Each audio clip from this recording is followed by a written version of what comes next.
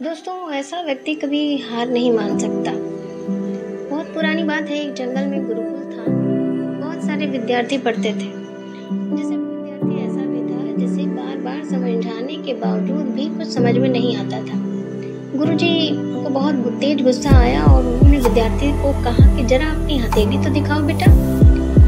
विद्यार्थी ने गुरुजी को अपने हथेली आगे करके दिखा दी और गुरुजी ने बोला कि बेटा तुम घर जाओ, आश्रम में रहकर तुम्हारा समय व्यर्थ मत करो, तुम्हारे भाग्य में विद्या नहीं है। शिष्य ने पूछा, क्यों गुरुजी? गुरुजी ने कहा, तुम्हारे हाथ में विद्या की रेखा ही नहीं है।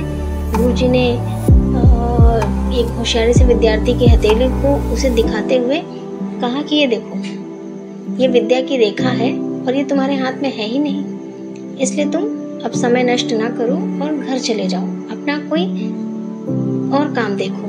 यह सुनने के बाद विद्यार्थी ने अपने जेब से एक चाकू निकाला और जिसका प्रयोग वह रोज सुबह अपनी दातून करने के लिए करता था, उस चाकू से उसने अपनी हाथ की एक गहरी लकीर बना दी। हाथ से खून बहने लगा। तब गुरुजी ने कहा कि मैंने अपने हाथ में विद्या की रेखा बना ली है गुरुजी।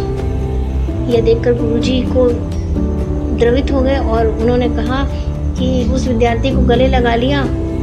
गुरुजी बोले, बेटा तुम्हें विद्या सिखाने से कोई ताकत नहीं रोक सकती। दृढ़ निश्चय और परिश्रम हाथ की रेखाओं को भी बदल देती हैं।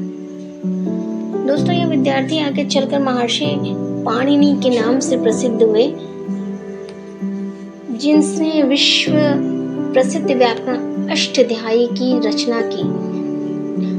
इतनी सदियां बीत जाने के बाद भी आज 2700 वर्षों के बाद भी विश्व की किसी भी भाषा में ऐसा उत्कृष्ट और पूर्ण व्याख्या का ग्रंथ अभी तक किसी ने नहीं लिखा। दोस्तों, इस कहानी से हमें यह शिक्षा मिलती है कि लोग चाहे जो भी बोले, हम हर एक को गलत साबित करते हुए अपनी लगन और कठिन परिश्रम के साथ अपने दम पे जो चाहे वो हासिल कर सकते हैं और जीत सकते हैं।